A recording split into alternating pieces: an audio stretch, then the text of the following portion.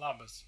Norėčiau prisistatyti ir pasisveikinti su tais, kurie manęs nepažįsta. Aš esu Nerijus Rupšys, hipnoterapeutas. Ir šitą programą, kurioje jūs dabar esate šitoj grupėje uždaroji, dėl to, nes kažkada turėjau tokią viziją, jog mano misija yra padėti žmonėms išspręsti jų vidinės problemas, emocijas per gamtos gijimą ir tuo pačiu per hipnozės seansus. Kodėl gamtos gija? Kalbant apie reikšmę, tai vizija yra tokia: norisi iš vidaus sukurti bendruomenę, kuri būtų ne tik pasmerkta kentėti, bet ir tuo pačiu išsivalyti, išsivaduoti iš vidinių kančių, skausmų, ir tai labai padeda gamta. Ir gamtoje noriu sukurti erdvę, tai turėtų būti apie 10-15 hektarų teritoriją žemės su mišku, su vandeniu, upė, ežeru, ir ten pristatyti namelį. Ir tenai priimti visus, kam viduje labai skauda, kas nori susitvarkyti savo vidinės emocijas, ir gamtos buvime tiesiog tai padaryti. Lygiai grečiai, tvarkantis ir per hipnozės seansus. Tie jausmai, tos būsenos, kurios atsiranda po netekties, jos tik parodo tai, jog tu esi gyvas, tu esi žmogus, tu jauti, tu supranti, kad tu kažko netekai.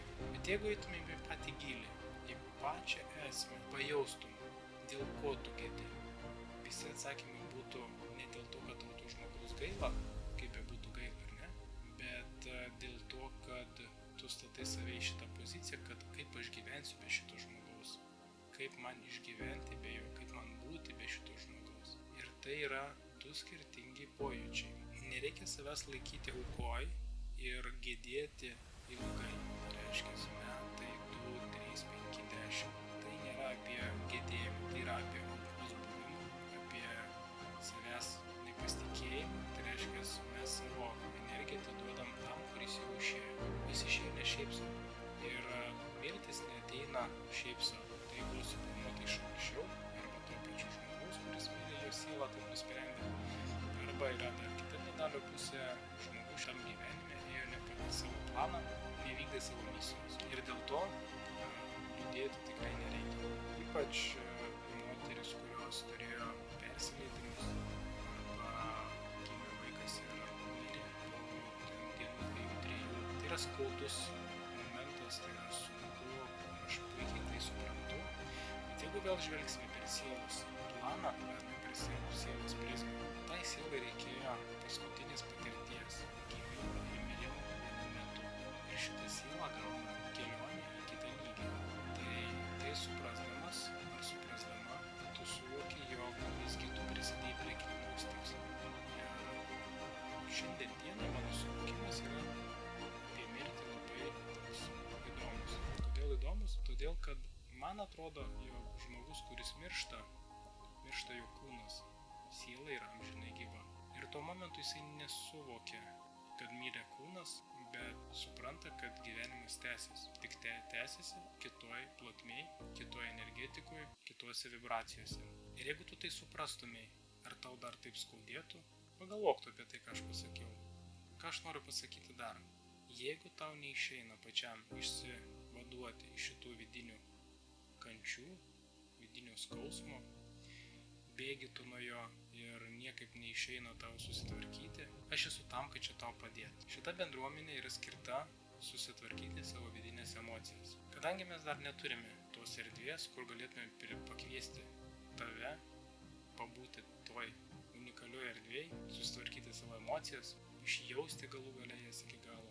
Tai šiandien dienai dirbame nuotoliniu būdu. Tai reiškia, per Zoom programą dirbam su klientais. Kodėl sakau dirbam? Todėl, kad yra dar keli hipnozės specialistai ir padedame žmonėm išsipakuoti. Tai nėra nemokama, viskas kainuoja, kaip ir žmonių darbas, kaip ir laikas, kaip ir energija. Bet tai kainuoja labai nedaug, jeigu palyginsi su tuo prarastu laiku, energija, galimybėmis, kurias tu praradai per tiek metų, jeigu kentėjai. Jeigu tau vis dar sunku ir pavargai nuo šito ir nori išsivalyti, susitvarkyti šitas emocijas, kurios tikrai tave tempia žemyn, parašyk man, galėsim tai sutvarkyti per 1-2 seansus ir tavo gyvenimas pasikeis. Tikrai nušvis šviesiomis spalvomis.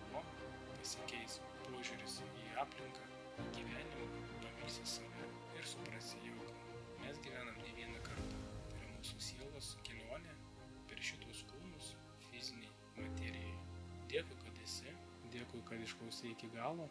Ir jeigu matai, kad mūsų veikla yra naudinga ir nešanti gėrį, tai norėčiau, jog ją paremtumei. Būtent tikslas yra sukurti bendruomenę, sukurti erdvę, kurioje mes galėtumėm pakviesti ir tave, ir visus kitus, kurie turi šitą vidinį skausmą. Dirbu ne tik su žmonėm, kurie neteko artimojo, bet ir su tais, kurie patiria sunkias skyrybas. Tai jeigu turit draugų rate tokių žmonių, tai pakviesti juos į šitą grupę ir tikėtina, mes pakeisime gyvenimus, jeigu žinome, jie patys to norės. Mes kaip specialistai žinome, ką darome ir tikrai keičiame žmonių gyvenimus. Dėkui, kad esi ir iki pasimatymų.